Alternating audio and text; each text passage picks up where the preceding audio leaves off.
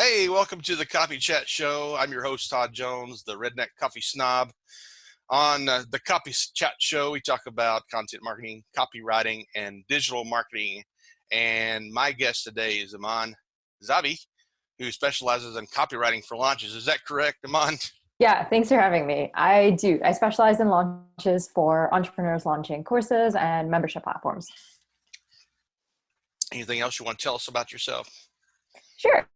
So I'm based out of Vancouver. I started my business at 22. I'm currently 25. So if you're doing the math, we've been around for 3 years now. We've grown into a small team. Part of the team is in DC. We have like some people in India and really spread out. And yeah, we also just launched our very first physical product in November. We pre-sold it and they're getting ready to be shipped out to people as actually in the next week or so. So super excited about that. Remind me what that product is. I can do you one better. I can show it to you. I'm going to grab those. So we actually... It's a physical product, right? It's a physical product. So we actually have, this is a launch planning deck and this is a copywriter deck. And we turned our system for planning launches into actual physical decks to help people plan and execute their launches. So super excited to actually get those out to people who purchased them last year. You know, and I do a lot of digital stuff. I don't do very much writing anymore, which I don't know what that says about me, but there is still a call for physical products within the content space. I have a friend who did a planner actually two friends who did a planner last year. Kareen did one, right? Yeah.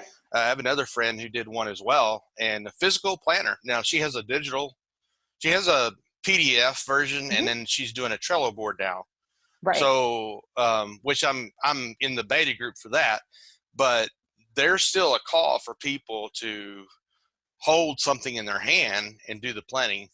Yeah, for sure. Yeah, for sure. It makes a big difference to be able to actually physically hold something and be able to move those different bits and pieces around.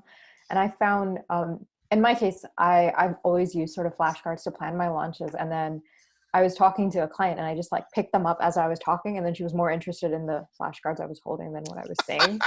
And I didn't know how to take that, but then I decided to roll with it. And that's really how how the decks were born. Now, I was listening to a podcast you had that came out recently, and the redheaded lady, I don't remember what her name is. It was a really good interview. Yeah. She did a great job of pulling your story out of you. And that's what I was listening to. I was in awe of her ability to do that. Yeah, she's incredible. So, you know, I knew you were probably pretty young. Everybody looked at me. So, and when I found out that, you know, you just went to college not long ago and you started your business, I was amazed at like how much you've done so early in your career.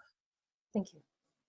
Yeah, no, I feel like lots of different things fell into place for me. And I got really lucky that I discovered the Copywriter Club so early on. I started, I think it was the 8th or the 9th of December, 2016. I found the Copywriter Club early 2017, invested right away when they launched the accelerator and did the think tank twice. And I think just investing really early on into my business was probably in mentorship really made the big difference for me. Rob and Kira are they're champions of champions, I think. Yeah. So yes, I was very impressed with how fast you got into copywriting and how quickly you succeeded. And you, yeah. Sorry, go ahead. No, that's right. And you attribute a lot of that to the Copywriter Club. For sure. I mean, I would attribute almost all of it to Kira and Rob creating this incredible space where I think the big thing about the Copywriter Club is it was always community over competition and everybody was helping each other out. So I got so much help early on, and it was I think the collective help of that entire group of, I think it was like a few thousand people at that time that really helped me go from really not knowing what the word copywriting really meant to the point where I have a business, I have a team, I have products, I have I'm paying salaries. I have a full-time employee. So yeah. Yeah. So for those who are watching and listening, and obviously Eman and I are in the same group and we know what we're talking about, but just in case you don't know, the Copywriter Club is a Facebook group and a podcast, and run by Kira Hug and Rob Marsh, right? Yeah. Yep. And on top of that, they do an accelerator basically for copywriters, conversion copywriters. Let me tell you, I've never met either one of them personally, but I've chatted with them at one time or another on Facebook, and they are just, I would love to meet them sometime, just because I think they're such good people, just really good-hearted people. Yeah, they're good people. They're incredibly generous. Every single thing they do, they bring like 200% to the table. And what I love about them is that they're genuinely invested in your success beyond the time that you're just in their programs as well, because I haven't been part of their programs for over a year now, and they still keep in touch. They still check in. They're still just as happy to see me and see me succeed as they were while I was part of the program. There are a lot of conferences out there in the digital marketing space, not too many that I desire to go to, but the Copywriter Club in real life, I would love to go to. I think you get to meet some people you admire and look up to. Others you would call friends. Yeah. People, I'm amazed at, people who I think are so much higher than me in business, but they're willing to like give of their time and expertise in the Facebook community. Josh Garofalo, Right. Joel Klecke, Perna, we were talking about her earlier, obviously Rob and Kira and so many others that are in the group. And I know we've all learned from Joanna as well, and she's kind of the one that started it all in a lot of ways. And that is one workshop or one conference I would aspire to go. So far, they've had it on both coasts. Right. It's coming to the South next year. So I'm in the middle of America. So in San Diego, I would have loved to go. But anyway, Eman just got back from there. She went last week. Anyway, if Rob and Kira, if you're listening, we appreciate everything you've done for the copywriters. So, okay, let's go on to the next segment, which is kind of a little bit more fun. So, I call it the getting to know you lightning round. So, let's do it. Are you ready? Okay. Yep, let's do it. Favorite dessert? Cheesecake. Cheesecake. Okay, I seem to know somebody who just gave the same answer. Favorite TV show?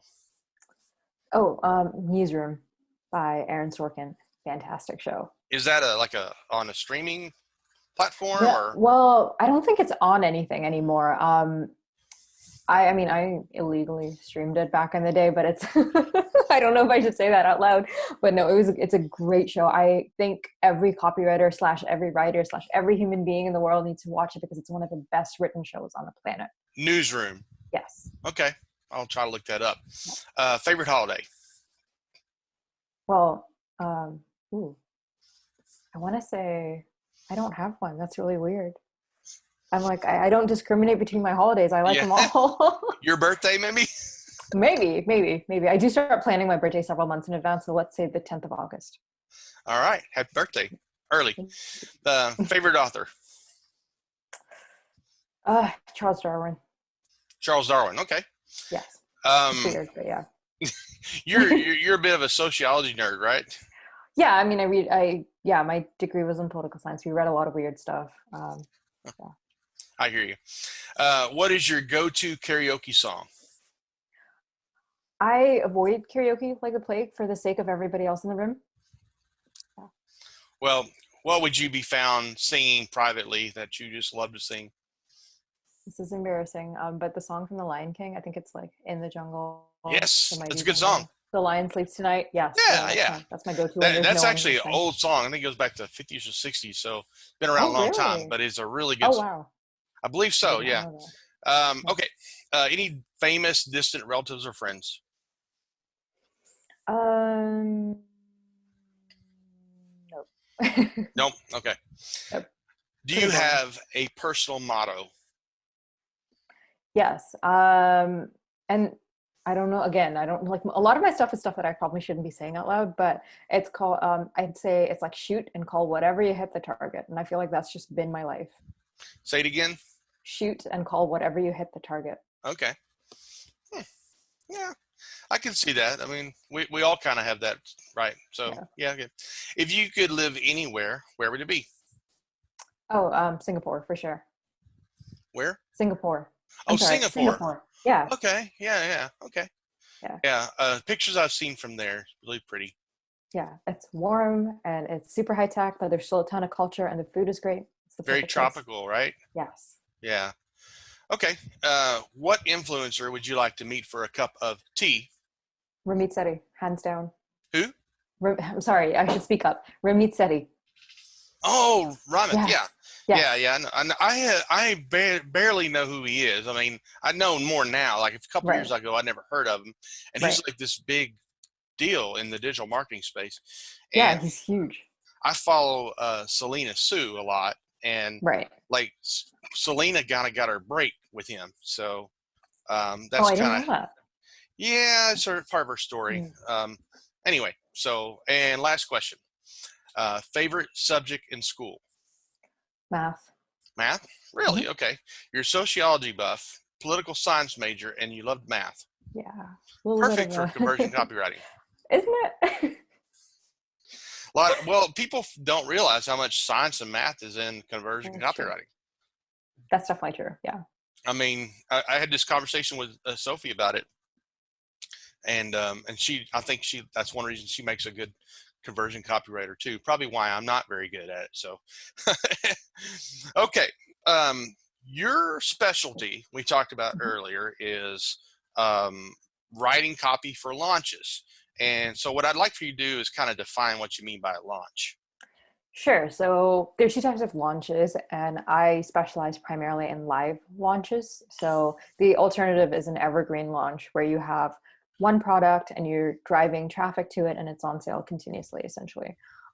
With a live launch, you have a product that is like on offer for a limited period of time, and you're either launching it to just your list or you're opening it up to like your broader audience and running them through a certain sequence of events.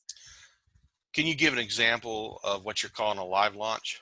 Sure. So, B School, for example, I think everyone's familiar with, well, most people are familiar with B School. Mhm. Marie opens the cart for, I think it's a 2-week period, and cart closes after that, and you can't purchase B School after that 2-week period has passed. You're put on a wait list or so on. I know it opens every Yeah. year. Um, Yeah. Part of being on some people's lists is you get those emails when it comes out every year. Right. Tarzan being one of them. Mhm. So each year, do they write everything new for a launch, or do they recycle what they used the year before? How So does that it work? so it really depends on your strategy. If you found that your launch has done incredibly one year, then you really don't need to change too much the Hmm. next year. Um, you might notice that if you launch the same thing to your audience over and over again, they might start to notice. So I feel like you start getting diminishing returns from that over a period of time. So after, I'd say, if your copy is performing really well and there's no room for improvement, and you've launched to that list specifically maybe twice or thrice over a couple of years, then I would consider just scrapping and restarting. Um, but apart from that, if you feel like there's room for improvement, I think launches are best done in like iteration. So you really want to improve something with every launch.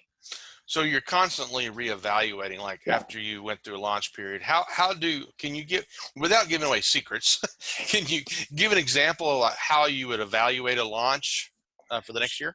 Sure. So one of my favorite ways of doing it is when you send out emails, you should be looking at the kind of responses you're getting and the kind of emails that people are responding to the most, and that gives you a good sense of where their pain points are and what kind of messaging is resonating the most. And then, for example, you send out an email where you're talking about with B School, you're talking about moms who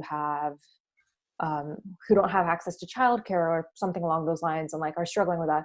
So if you feel like that's something that strikes a chord, then the next time you do a launch, you play up that factor even more. So you're evaluating on something that happened a year ago. So I mean, a year is a lot of time to go between. Uh, I mean, the in general, there could be a big change in sentiment from year to year. I mean, you're basing it on a year ago. Sure.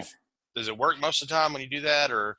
I mean, it really depends. Like it's hard to make, like, that's the thing about launch. It's hard to make like broad sweeping statements about it. And it really just depends on the data you get from that specific launch. Obviously if there's going to be a full year between your launches, you want to be using more recent data from, say, your nurture sequences or like your social media campaigns and things like that. And really doing a lot of social listening around your audience. But generally the key message here is to pay attention to the kind of messaging and the key pain points of your audience and see what strikes a chord in your launch messaging, and then play those up the next time around. Yeah. I would imagine also, because you're segmenting your lists. I mean, these are bigger lists than mine, but maybe you write a different sequence for different segments of the list. Yeah, absolutely. Absolutely. You should be sending separate, like conditional messaging essentially. If you should be using that for different buckets. One of my clients actually sends out, I think it's 6 at this point. She's got 6 segments for her list, and the launch copy and everything looks completely different for each of those 6 segments. And it's a ton of work, but the return is totally worth it. And that's something that you don't necessarily arrive at overnight. She's been launching the same, like a version of this course essentially for the last 6-ish years. And that's grown over time. And it's just every year she refines the data she has about that particular subset of her audience. So for example, they're fitness studios. So fitness studio owners. So first time studios tend to have these kind of pain points. So she knows this. She's got 6 years of data. And so all of the copy within that mini sequence within the launch is catered to that. People who are sort of midway through their studio career have totally different pain points, and so on and so forth. So while people may move from one level to another over the years, like they may have, like from year to year, their pain points may change, but people who are in that specific stage of life necessarily, they usually tend to have those pain points, the same pain points. So as long as you're targeting, you aren't targeting the same people, but you're targeting people who are in that same stage of life, if that makes sense. So what do you do with someone who, like B school, like they went through it last year? Do you send them emails the next year, or different kinds of emails, or chance to Um, be an affiliate, or? So from the way they're doing it right now is I see them sending it to everybody, whether they've purchased or not. I know that I've never purchased B School and I still get the same emails over and over again. Right. I am seeing people start to offer an opportunity to unsubscribe from that specific list, which is great because it's not something of interest to me specifically. I don't necessarily want to receive those emails, and that's a good best practice thing to follow. But generally, I do see people resending those emails simply because sometimes people don't purchase for a variety of different reasons, like funds, not having access to the funds, or not being at the right stage of the business to purchase, etc. So when you do send that out to everybody, whoever it's relevant to will usually self-select, and other people just choose to opt out of that sequence. Yeah. Now, one more question before I get to the big question that I want to discuss. How big a list do you have to have for one of these launches to really segment? I mean, you're talking 1,000 people, 500 people. I know that my list is, half of that and Right. half of 500. And segmentation, I mean, I have all these things segmented, but really, honestly, they're not that relevant. I mean, I have a few segments that maybe are worth having, but So I anyway. feel like segmentation should probably start at the same time your list building efforts start. It's just way easier for you to segment from the start than getting to a point where you have like a 100,000 person list and then try to work backwards and have people segment and opt in and things like that. It can be done, but it's sort of best practice to just start like when you have a very small list. In terms of sending out segmented campaigns, I would say you start seeing ROI around the 500 person mark usually. Yeah. Okay. And the types of things you write for a launch include, I guess, sales page, Yeah. a sequence for each segment. Yeah, we do sales pages with different opening hooks for different segments. Usually because the core offer is the same, it just means swapping out a few things here and there, Mm, prioritizing different things. Sales emails, webinar funnels. We essentially do the full funnel at this point. yeah. When I started, when it was just me, we were just doing like the email sequences and then the sales page. But Mhm. now we do Facebook ads. Sometimes we manage the ads for people as well. We do the whole webinar funnel, webinar script, so on, and like really everything from like the list building effort to the debrief. Yeah, so that's a good segue to the big question that I wanted to go off of, Mhm. which I think is something you, having done several launches as a writer, a copywriter, are uniquely qualified and expert to talk about. And it plays into some of the products you're offering now even. Right. So why do people struggle with their launches when they're using a blueprint that maybe they, a swipe blueprint or something like that? Yeah.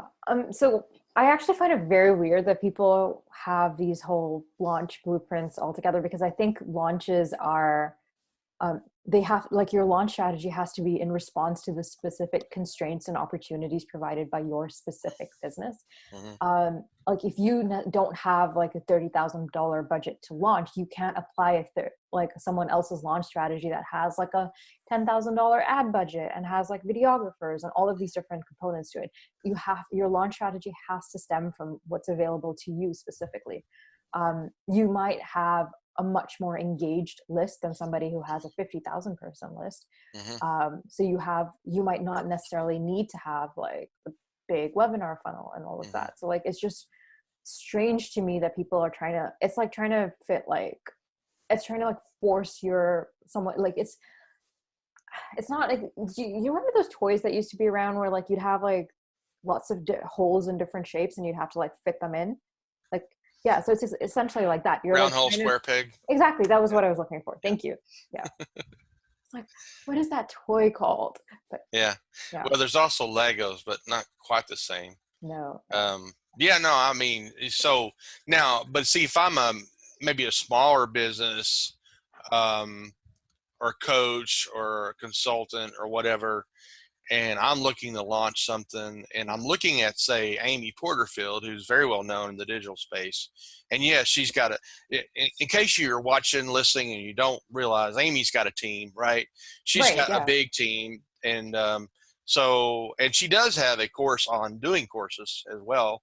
Um, so she's got stuff that you and I don't have, for sure. and a lot of solopreneurs and so forth. But if I'm that person and I'm wanting to launch something, and I don't have the resources that Amy has, and you're telling me using a pre-done blueprint is a bad idea Yeah, because it doesn't really fit with the same as the person who made the blueprint. So what is my option? I know you have a process for that, and I want you to tell us about it.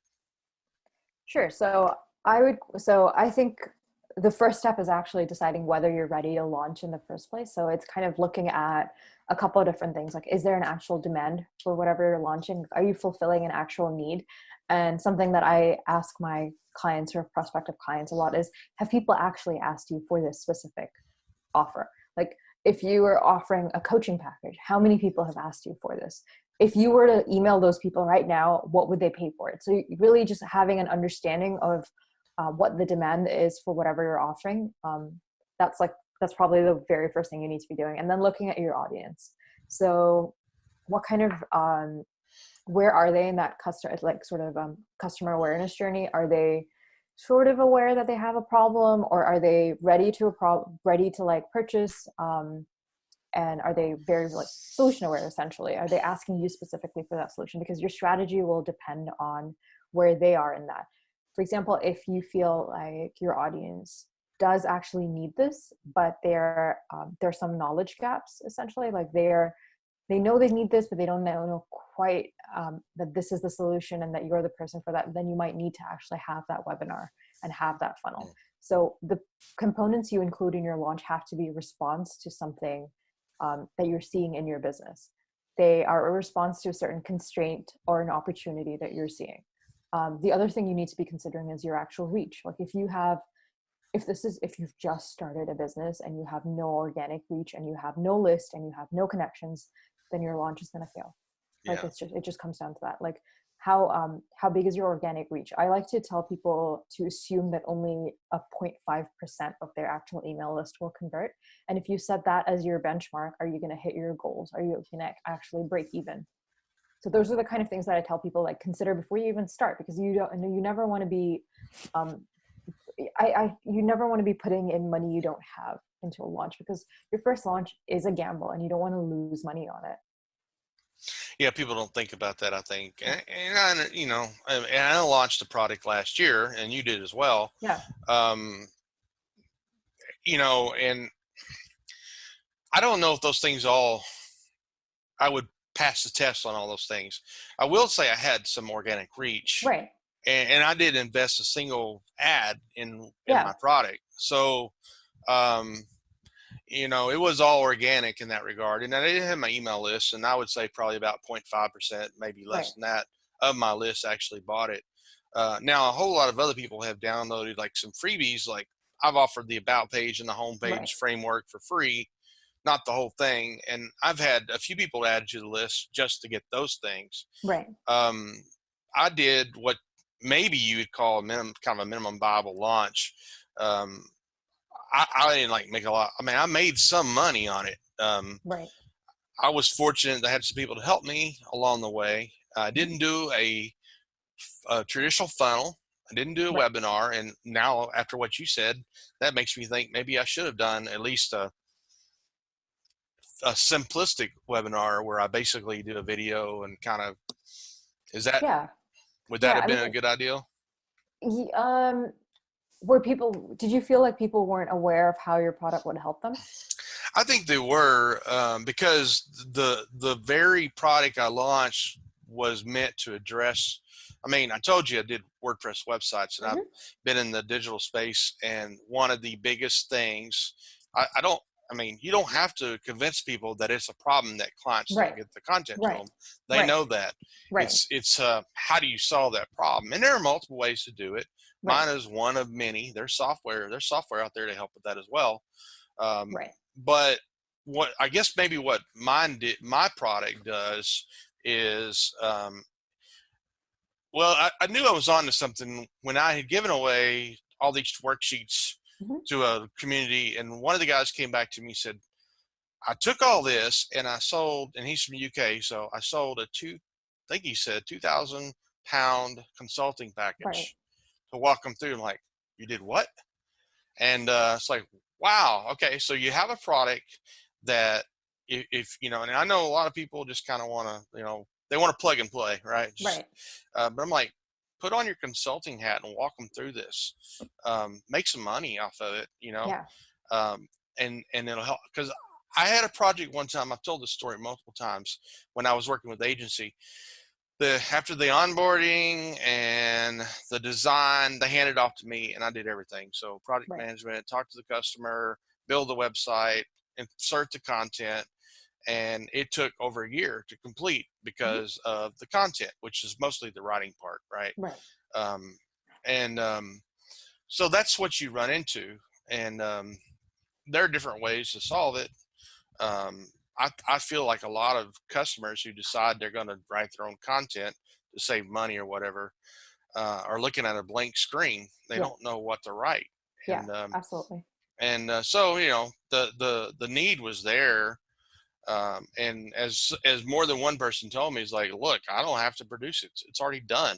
I Right. pay money, and there it is. I walk them Right. through it, and so yeah, I think there was a need. Yeah. Um, Yeah, so I mean, if you wanted to go like really light on how you executed it, maybe even having done a few Facebook Lives or a few, yeah. just something that like gives, like, maybe even if people were fairly problem aware, then maybe if you like gave them a demo of what it looked Mhm. like or something along those Yeah. lines, case studies, testimonials, all of those things. Yeah, yeah, Yeah. yeah. I like I told you, I demoed the product. I mean, it was kind of informal Monday, Right. and the white label and which Yeah. I haven't rolled out yet. So hopefully by the time this comes out, it'll be out. But and she said, send me an invoice, and I was like, oh, okay. So Always nice to hear. and it was a copywriter. It wasn't even, we're not even talking about a digital agency. And Yeah. so I'm like, well, maybe, it's not just for WordPress developers. Maybe other people can use it. So anyway, so now, and you've come up with something, and you've trademarked it. It looks like you call it the In minimum process. in the process. Okay, Yeah. minimum viable launch. Yes. Can you talk about that? I mean, the context of our conversation has been around launches. So Right. can you talk about the minimum viable launch? Sure. So it's essentially a way of launching where you have minimum capital, minimum effort, but you have the opportunity to collect maximum information about your audience, and then so that you can use it in future iterations, but also just it's about maximizing your potential revenue at each stage as well, essentially. So if I'm a coach or consultant Mm-hmm. and I'm launching something and I want to take this process that you're talking about, how would that look? Sure. So essentially, it's your way of validating your offer before you put too much money into it, right? So, like, you would have to, I like to see it in 3 different stages. So, you have the pre launch, the part of your launch itself, and then the post launch period where you're actually doing the debrief and analyzing the data. Your pre launch will involve a lot of the things I talked about earlier, which is looking at your audience, your demand, and your reach. And then that's where you would really formulate your strategy. You would look at the specific opportunities available to your audience, like if there are available to you as a business owner, like if there are networks that you can leverage and all of those things, and where you, if there's like partnership opportunities, joint webinars, things that align necessarily with the pain points of your audience. And then just taking advantage of all of those, but also looking at like the fact that you may not necessarily have like a 40-person team like Amy does, or like a lot of these larger launches that I'm not part of, they have, when they're not launching, like during their regular periods, they spend around $30,000 on ads. So during launches, that goes up to 100,000 usually. And most people don't have access to that kind of funding. Really, like that's what some people make in a year. So that's just not, yeah. So like that. So how do you how do you solve those same problems? Like if you don't have 100K to spend on ads, or you don't have 100,000 person list, how do you still drive new people into your lead magnets? And how do you build that list out so you have enough people to launch to in the first place? So it's really looking at those constraints. And I honestly think launching is a form of problem solving, because you have all of these different constraints. You have to find creative ways of working around them. And that's a lot of what I do as a launch strategist. It's finding opportunities and plugging the loopholes where like money is draining out, essentially. So first stage is the most important stage. That's when you're kind of mapping everything out and building your strategy. And then during the launch itself, it's kind of a little bit easier once you have everything set up. During the launch, I think it's the most important thing is social listening, seeing how your messaging is landing, seeing how people are responding, and then being an active part of the launch. So like responding to those emails that are coming in with like actual genuine answers, and seeing that like, what are people pushing back on? Are they pushing back on cost? And that means you may not be communicating the value clear enough. And that means you can either go in during the launch and optimize some of the copy for later stages, or you can respond with the right kind of copy to alleviate some of those fears mid-launch, or you can just file that away and fix that the next time. So during the launch itself, I think your role is to be present and be engaged. And you move on to sort of the next stage where it's post-launch. And that's when you're downloading all of that data and looking at like what kind of subject lines are resonating the most, what hooks are working on your sales pages. And this is, you can do this yourself. You don't have to do this with the launch strategist. It'll just take a lot more time.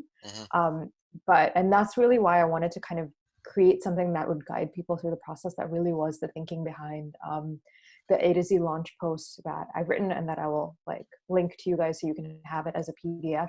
And it was also the thinking behind creating the conversion kits and the deck so that people can actually walk through this process in a step-by-step way. And yeah, that's essentially it. It's a really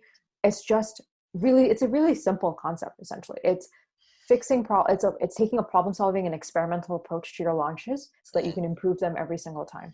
Scientific method, huh? Basically. Yeah. Told you I was So a nerd. yeah.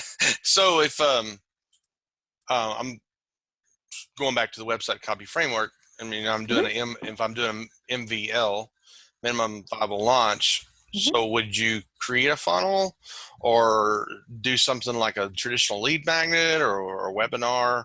Or what is something, not trying to get free No, of course, no. advice from you, but if I'm launching a product, I'm a coach or a consultant. I mean, do you recommend that they start with just a regular lead magnet or a webinar, a very simple webinar, Facebook Live, something like that? No, so like I would first ask, like, if the very first thing you need is a list, because so if you like, okay, I'm gonna like map it out sort of here. So like, are there enough people on your list who fit your ideal client avatar? So if it's a yes, then where are they? Are they problem aware? Are they unaware? Wherever they are, and the length, and if depending on that, that's how long your nurture sequence and your emails and then your sales sequence will be. If it's a no, if there are not enough people on your list who fit your ideal client avatar, will education help them get there? If it's a yes, then you need to maybe look into webinars, and that's when the Facebook Lives, and you'd have a longer launch funnel. If it's a no, then you have to go back to your list building. So, and the size of your list is going to depend on what your goals for that launch are. So going back to that 0.5% conversion number. So if you want to sell, so if you have 5,000 people on your list and you sell 0.5, I think that's, I'm not great at math. I just enjoyed it a lot. Whatever that is. Pull my calculator up here Yeah. real quick. Yeah, I think, is that 25? Okay, you said 5,000, which I don't know how many people watching this have 5,000, but well, Yeah, that's 25. Okay. Okay, so yeah, okay, I did it wrong. I came with 250, so it's 0.05, not 0.5. Yeah. Okay. Yeah. Yeah. So 25 people. Yeah. Yeah. So I guess if you have a list and maybe they're not there, you could send them an email like, here's a webinar. I'm going to talk about, my product, and kind of go from there. yeah, and like, I mean, I really like to use that 0.5% as a baseline figure. So you usually, if most people, I feel like, and I hope, can you hear that noise? There's something back there, but I got a fan going myself, so. Okay, because like they're out in the neighborhood with leaf blowers. Sorry about that. Okay, so I like to think of that 0.5% figure as a baseline figure. Most people with small lists are like, if you have a healthy list and it's engaged and people are actually opening your emails and you have that two-way dialogue happening, your conversion rate is going to be way higher than a 0.5%. But 0.5 is the sort of baseline metric I like to use while planning. It's below industry average. It's like 50, like the industry average is 1% conversion usually. Okay. So yeah. Okay. Yeah. So it's the industry average is 1%. So you're choosing 0.5 to kind of a buffer between. Yeah, yes. I got what you're saying. So, okay. So now, are you creating a product or service around that minimum viable product launch? So it's funny. Like when I started my business, I started off as an outdoor copywriter, and I ended up actually doing more launch copy than anything else. So it just kind of happened organically. And eventually I had to update my branding to match what I was actually doing. It's the same situation here where I've been doing these minimum viable launches for clients. I just never put a name to it. So now I just need to put a name on it. Yeah. So we're working on that. We're going to have a few blog posts coming out. I am talking about it now on podcasts and things like that. There's a trademark pending. So hopefully all of that's going to be on the website. It is our process. It's not something that I kind of just pulled out of nowhere because it sounds catchy. Right. It's just formalizing our process and something that we've been doing for the past couple of years. Are you going to do a course around it, or? I hate courses. Yeah. Okay. Yeah. I'm not a course person. I don't think I want to ever be doing courses. I don't know if I should be saying never, but we'll see. It's not for everybody, I know. It's definitely not for everybody. I don't find that I benefit from courses myself. I like being able to do things and then learn from them. Mm-hmm. I wasn't great at school either because I hated being lectured to. Like I had to play with things and figure it out myself. So I don't see myself doing courses, but I have been asked a few times recently about coaching packages. So I might consider that in the future. Yeah. I I was love the just wondering idea how of are you building. going. I was just wondering how are you going to deliver the concept and the process to people in the future? Like, is it going to be through a coaching Yeah. package or okay, okay, Yeah, okay. and I think this isn't a process that lends itself well to courses because it's very much about um, it's very applied, and it's about learning certain problem solving skills that can only really be done by practice. So I don't see a course in the future. I agree. And I've had people to kind of say, are you going to do a course with, basically a website copy framework? And I'm Yeah, like, I just don't see how yeah, it fits. But coaching one-on-one, yeah, I can yeah. see that. Or even the day rate type thing that Tarzan does, that was Hmm. suggested to me. I'm like, that's actually a pretty good idea. So half a day maybe. You come with all the information. We kind of go through it. And anyway, that may be down the road. Just trying to figure out different ways to get it in the hands of people and to help people launch their web. There's a lot of consultants out there who maybe can't afford a good copywriter, so they need the help. You know, so like different stage of business. Hmm. So that we'll do this now, and you make a lot of money, and the next time you can hire a copywriter. So um, hey, I really appreciate it. Fantastic conversation. Thank you. I learned about launches a little bit more. Obviously, I've only seen one side of it, and that's usually getting the emails from somebody about signing up for a course. I told Tarzan I had to stop reading her emails because I ended up buying something. Um, so anyway, some of these people are really good with their emails. Tarzan being one of them. I took Shanti's course last year on quiz On quizzes? funnels. Yeah. Yeah. So I've got to make me not buy courses. And now people are saying, okay, during this time, we're going to make this course free. CXL has come out with one. Ahrefs has come out. Blogging for Business is Hmm. free for now. We'll see how long that lasts. So There was a anyway, copy hackers one that went free that she's doing some stuff too. Yeah, right yeah, now I'm not sure what all. yeah. Now, before I close this down, certainly it was nice to actually see and talk to you for the first time. But I noticed something on your wrist there when you had your hands up in the air, and Oh, I think I saw something about it on Facebook. Do you have a tattoo on your arm? well, it's a very faded copywriter club tattoo. It's like, How come it didn't um, last? yeah, no, it's one of those it's the ones that kids use where you're like with Oh, the the water. temporary Yeah, one. yeah, no, Oh, so you didn't get the permanent one? no. I think it was just per Jill and I think Allison. I'm not sure. And I Kira and saw. Rob. And Yeah. Kira and Rob. Rob got one. Yeah, somewhere that most people will never see in public. But yeah. That sounds like Rob. Yeah, I saw the video of them going to get the tattoo, and I thought maybe you. I didn't know they did No. temp tattoos. That's cool. Yeah, they gave all of us temp tattoos. Everybody else Oh, got, okay. yeah. Huh. Okay. Is Kira really tall? She is really tall. She is super tall, and yeah. And Rob is kind of short, so it's great. It's cute. Yeah, and she's like 6 foot or something, isn't she? I don't know if she's 6 foot. I think she's Yeah. probably, I yeah, think I maybe five saw her ten. Yeah, post 5'10", 5'6", yeah, 5'11", something like that. yeah. And I heard she's a hugger. So She's definitely like Kira Hug is a hugger. Yeah, yeah, isn't that the most appropriate name for her? it really is. It really is. So I expect if I ever meet her one time, I'll get a hug. Yeah. Um, well, thanks everybody for listening to us geek out about copywriting and talking about launches from a bona fide launch specialist. And thanks for coming on, Eman. Appreciate your time. Thank you for having me. This was so much fun. All right. Thanks for joining us on the Copychat Show. We'll be back for the next time. Um, I'm still working on my outro. So anyway, everybody have a good day.